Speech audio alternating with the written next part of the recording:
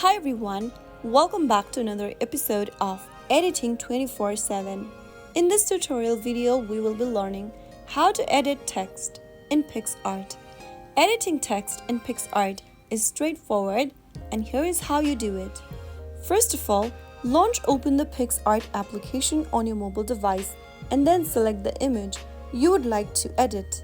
After choosing an image you want to edit, go ahead and get to the bottom menu and click on the text button. Enter the desired text into the text box, and once you are done, click on the tick mark at the top right corner. From the bottom menu, click on Fonts and choose the font that suits your style from the available options. To adjust the color and sizes of your text, tap on the color button at the bottom and choose the color of your preference from the color palette. To change the size of your text, drag the edges of your text on the preview screen. Also use the rotate option on the screen in order to move, rotate, and reposition your text on the screen.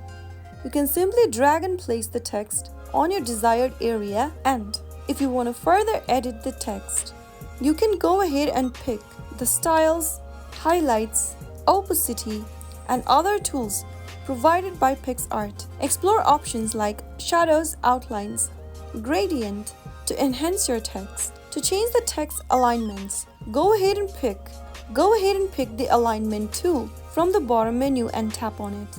You can then adjust the text alignment to top, middle, center, right, or anywhere you want on the screen by choosing the options provided at the bottom. And that is how you will be able to edit text in Picsart.